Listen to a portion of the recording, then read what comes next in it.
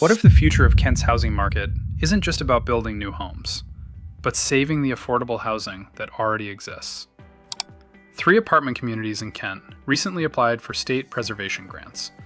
And while most people might scroll past that headline, it actually says a lot about where the local housing market could be heading. Because this isn't just a renter story. It could affect future homebuyers, local homeowners, investors, and even people relocating to South King County.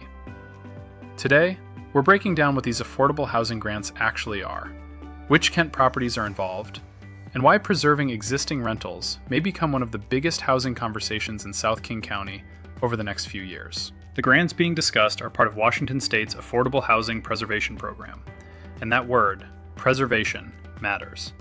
These grants are not about building massive new apartment complexes from scratch. Instead, they're designed to help existing affordable housing stay livable, financially stable, and affordable long-term.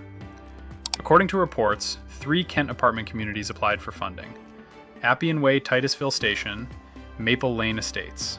The goal is to help cover major repairs, upgrades, and long-term maintenance costs. Because here's the reality: affordable housing doesn't stay affordable forever unless somebody invests in maintaining it. Roofs age, plumbing wears out, heating systems fail, operating costs keep rising. Without funding support, some properties eventually face pressure to raise rents, defer maintenance, or transition toward market rate housing.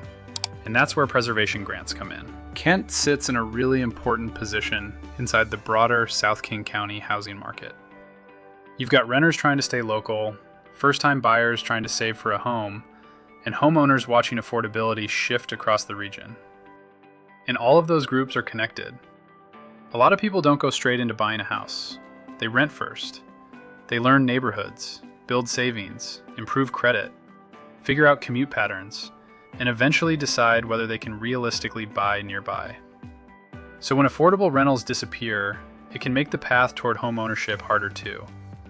That's why preservation matters. Because preserving affordable units can help stabilize the housing ladder, especially in places like Kent, where many residents are balancing rising costs with access to jobs, schools, and transportation. A big misconception is that solving housing problems only means building more housing. But preserving existing housing can be just as important. New construction adds supply. Preservation protects supply that already exists. And in Kent, older multifamily housing plays a huge role in the rental ecosystem.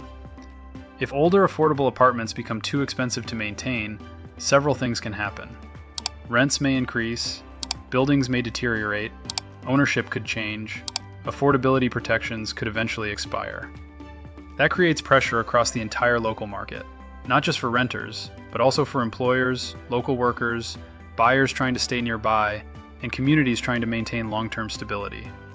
This is especially important in South King County because many households move between cities like Kent, Renton, Covington, Auburn, Maple Valley, and Enumclaw, depending on affordability and housing availability. So housing pressure in one city often affects neighboring communities too. Now let's talk about what this means if you're buying, selling, or investing. For buyers, this is part of understanding the bigger local housing picture. A stable rental market can help communities retain workers, families, and future homeowners. And for relocation buyers especially, Kent often comes up as an option because, compared to some areas closer to Seattle or the East Side, South King County can still feel more approachable from a price perspective. For sellers, this doesn't mean affordable housing grants directly raise or lower your home value. But buyers absolutely care about neighborhood stability, livability, commute access, and whether a community feels sustainable long-term. For investors, this is where the conversation gets really important.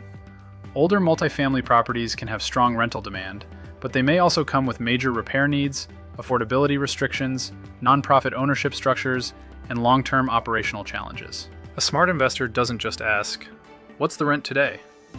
They ask, "What will this property need over the next 10 years to remain viable?" And these preservation grants are essentially a signal that some properties across the region are reaching that critical stage. Now, it's important to understand, these grants are not guaranteed yet. Washington State Commerce reportedly received far more funding requests than available dollars statewide. So the next step is the state review and award process. If funding gets approved, the real questions become, what repairs are funded? How long will affordability protections remain in place? How much impact could preservation have on long-term rental stability in Kent? But even before awards are announced, the applications themselves already tell us something important.